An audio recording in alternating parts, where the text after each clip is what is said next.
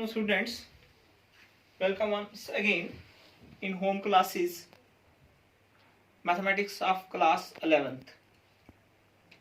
Now last time we have studied about operation on a sets.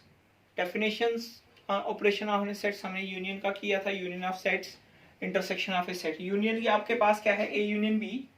A union B हो गया X such that X belongs to A और X belongs to B, और this is the union of sets. ठीक है, ये आपके पास है ए सेट और B set, this is a union.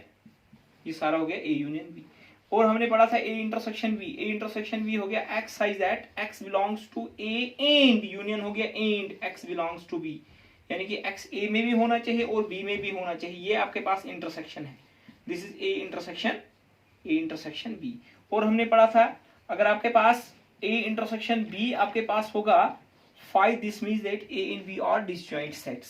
हमने पढ़ा था A difference B. A difference B आ गया X such that X belongs to A and X does not belongs to B. ये जो पोर्शन है this is A difference B. So इसके बाद हमने अब पढ़ना नेक्स्ट जो हमारे पास है, हमने प्रॉपर्टीज. प्रॉपर्टीज हम अब प्रूफ नहीं करेंगे क्योंकि ये बहुत सारा लंबा है, उतना इंपॉर्टेंट भी नहीं है, लेकिन आपको ये पता होना चाहिए प्रॉपर्टीज. इस पे आपने क्वेश्चंस करने हैं, एक्सरसाइज आपने करनी है. एक्सरसाइज 1.4 करनी है आपने, 1.3 भी करनी है, 1.4 टोटल बेस्ड आपके पास किस पे है, इन्हीं प्रॉपर्टीज पे है. देखिए फर्स्ट प्रॉपर्टी आइडेंटिपोटेंट लॉ. आइडेंटिपोटेंट लॉ मैंने अब दोनों में प्रॉपर्टी साथ साथ में लिखो, यूनियन ऑफ सेट्स भी और इंटरसेक्शन ऑफ सेट्स भी ले लूंगा साथ साथ में ही. देखिए आपके पास आइडेंटिपोटेंट लॉ हो गया A union A equal to A. जब भी दो सेट्स का यूनियन हम करेंगे वो आपके पास ए के बराबर ही आएगा. और same case in this intersection is A intersection A. A intersection जब दो सेट का कॉमन हम सेट करेंगे वो आपके पास ए के बराबर ही आ जाएगा. ठीक है, this means that x belongs to a और x बिलोंग्स टू a, वो तो a के बराबर ही आएगा. यहाँ पे आपके पास x belongs to a and x belongs to a, this means that वो आपके पास a के बराबर ही आएगा. नेक्स्ट आपके पास दूसरे हम ले लेंगे identity. Identity law. Identity law में क्या होता है, देखिए आइडेंटिटी का मतलब क्या होता है, उस सेट को हम उस सेट से हम ऑपरेट करेंगे, हमारे पास वही सेट आना चाहिए किसी भी सेट को. यानी कि आपके पास जैसे ए को यूनियन में करूंगा फाइव के साथ, this is equal to A, this means that five is the identity of the union of a set. क्योंकि फाइव को आप किसी भी सेट के साथ यूनियन कीजिए आपके पास वही सेट आएगा, सेट की आपके पास आइडेंटिटी चेंज नहीं होगी, वही आएगा. और इंटरसेक्शन में आपके पास जब हम यूनिवर्सल सेट के साथ यू के साथ इंटरसेक्ट करेंगे वो आपके पास ए के बराबर ही आएगा.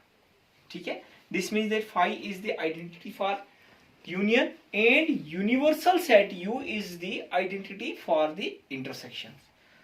थर्ड जो हमारे पास है कम्यूटेटिव. कम्यूटेटिव लॉ क्या है, हम फॉर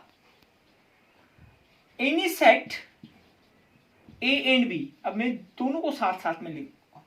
अब यूनियन हो गया A union B equal to B union A, और इंटरसेक्शन में A intersection B equal to B intersection A. देखिए अगर मैं वेन डायग्राम की बात करूंगा, ये आपके पास ए सेट है, पहले मैंने ए लिया, फिर ये आपके पास सेट बी है. यूनियन आपके पास ये वाला पोर्शन आ गया, ये आपके पास ए यूनियन बी आ गया. ठीक है, अगर मैं पहले सेट बी ले लूंगा फिर ए ले लेंगे, हमारे पास यूनियन तो यही आएगा. अगर हम प्रूव करेंगे, हम सपोज करेंगे x belongs to A union B, ये जो condition this is if and only if x belongs to a और x बिलोंग्स टू b, और है if and only if x belongs to a or x belongs to b, this means that x belongs to b और हम x belongs to a लिख सकते हैं. This means that x belongs to b union,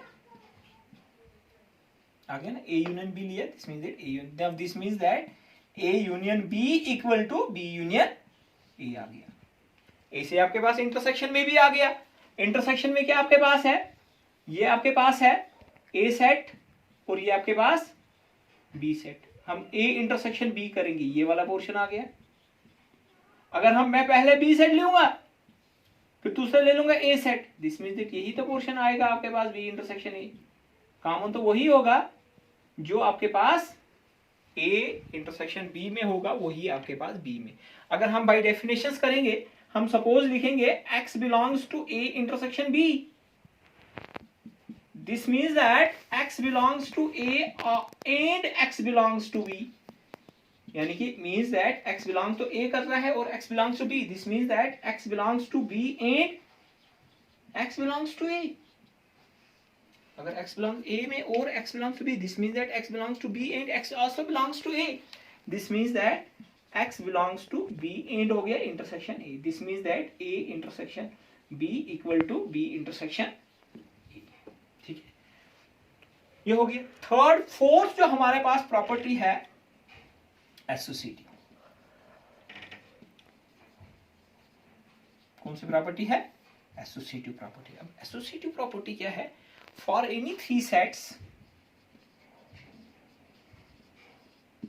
तीन set इसमें होंगे A B and C, A union B union C, पहले इनका यूनियन करेंगे, this is equal to A union B union सी।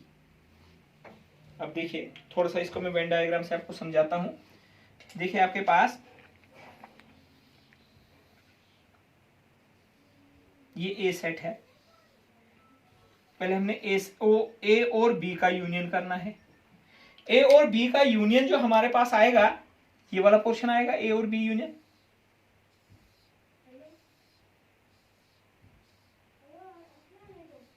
ए और बी, फिर हमारे पास सी सेट कहीं ऐसे ही आपके पास होगा, यहीं पे रखेंगे हम, ये सी सेट है। ठीक है, सी का जब हम यूनियन करेंगे हमारे पास A union B union C, ये वाला सारा पोर्शन जो शेडेड पोर्शन आएगा, इसको मैंने ब्लैक किया।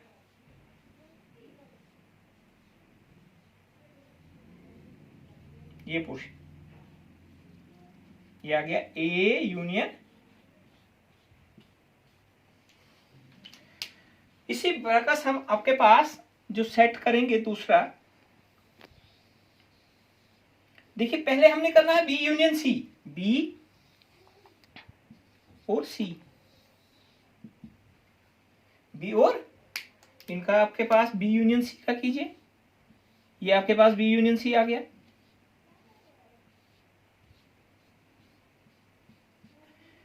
फिर आपके पास ये ए सेट आ गया। अब हमने A union B union C, क्योंकि बी यूनियन सी भी आपके पास एक सेट आ गया, ये वाला पोर्शन आपके पास सारा शेडेड जो मैंने ब्लैक शेडेड किया, चलो इसको मैंने रेड शेडेड करूंगा। जो आपके पास रेड शेडेड आ गया वो आ गया ए यूनियन बी यूनियन। अब देखिए इसमें भी आपके पास सारे तीन सर्कल्स का शेड आ गया, इसमें भी आपके पास सारे shade, this means that they are equal. ये आपके पास कौन सी प्रॉपर्टी है? Associative property. किसमें? यूनियन में। अब आपके पास इंटरसेक्शन में आपके पास क्या आ जाएगा? A intersection B intersection C, this is equal to A intersection B intersection. अब देखिए आपके पास A intersection B intersection C, यहां पे थोड़ा सा हम ऊपर बनाएंगे इसकी एसोसिएटिव की।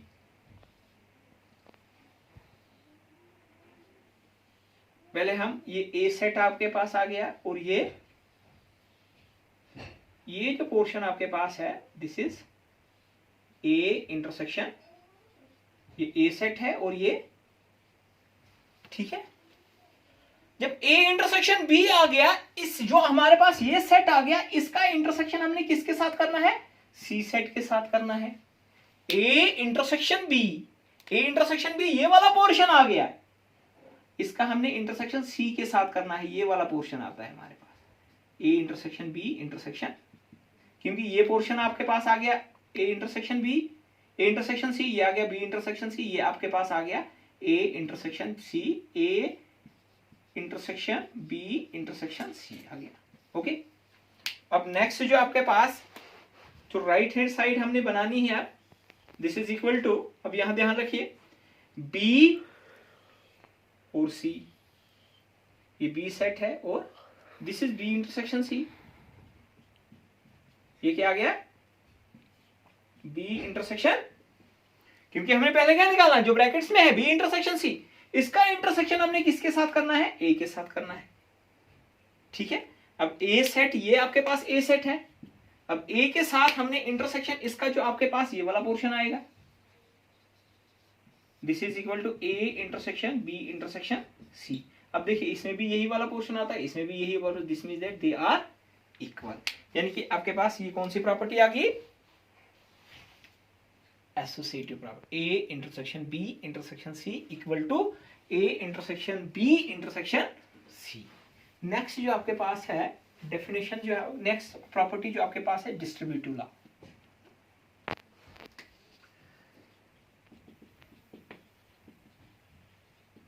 डिस्ट्रीब्यूटिव, अब डिस्ट्रीब्यूटिव लॉ क्या आपके पास है, डिस्ट्रीब्यूटिव लॉ आपके पास है A for any three sets,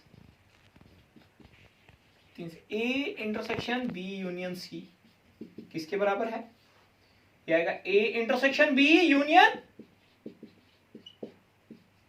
A intersection B union A intersection C, और दूसरा जो आपके पास है A union B intersection C, ये आपके पास डिस्ट्रीब्यूटिव लॉ ओवर इंटरसेक्शन है, ये आपके पास डिस्ट्रीब्यूटिव लॉ ओवर यूनियन है। ये आपके पास क्या आएगा A intersection A union B intersection A union C. देखिए इनको हम एक को मैं वेन डायग्राम से बताता हूं,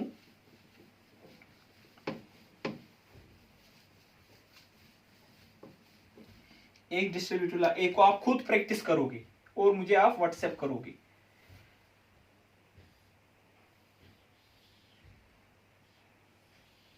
देखिए ये आपके पास पहले बी यूनियन सी, ये में आपके पास ए सेट आपके पास आएगा, ये बी पहले ब्रैकेट करना है और बी और ये सी है, ये सेट बी, और जब बी यूनियन सी करेंगे दिस मीन्स दैट आपके पास ये सारा पोर्शन जो आ जाएगा बी यूनियन सी। ठीक है, ये सारा रेड जो शेडेड है, फिर मैं ए सेट लूंगा, ऐसे सपोज ए सेट होगा, अब ए का इंटरसेक्शन में करूंगा बी इंटरसेक्शन सी के साथ। देखिए इसका जो पोर्शन आपके पास आएगा वो ब्लैक शेड में करूंगा, ये जो आपके पास है डबल शेडेड रीजन, ये आपके पास आ गया, इसको मैं लिखूंगा A intersection B union C. Okay, अब दूसरा पार्ट, अब राइट हैंड साइड, ये आपके पास, अब राइट हैंड साइड लीजिए आप,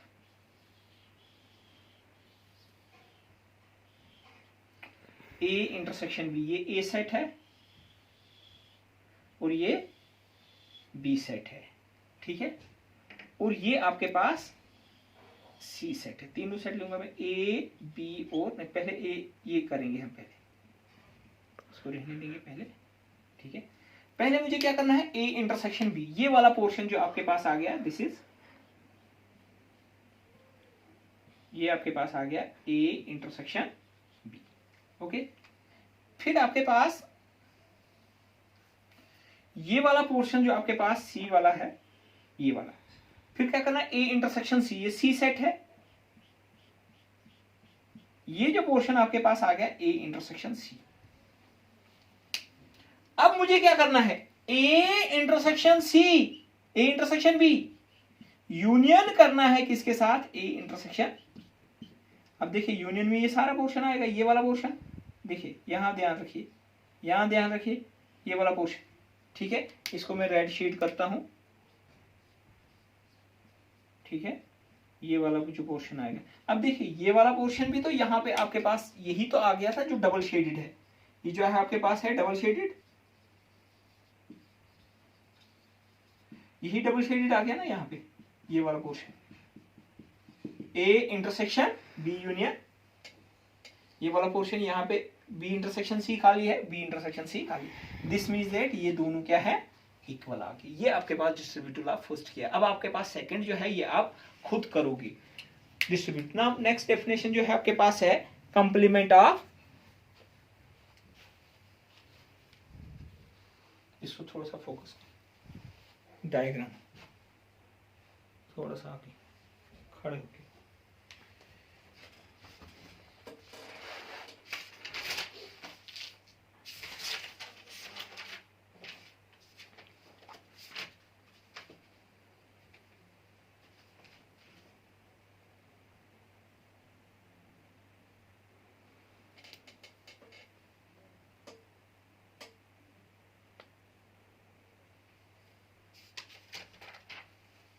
ठीक है। एक डेफिनेशन सोल्व करेंगे हम, complement of a set. Definition करके फिर हम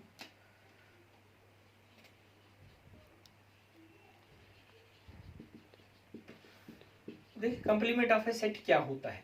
हमारे पास एक यूनिवर्सल लेट यू बी है, यूनिवर्सल सेट, एक यूनिवर्सल सेट है and A B this subset, A B this subset of, this subset किसका होना चाहिए, यू का, यूनिवर्सल सेट का सबसेट होना चाहिए। Then the complement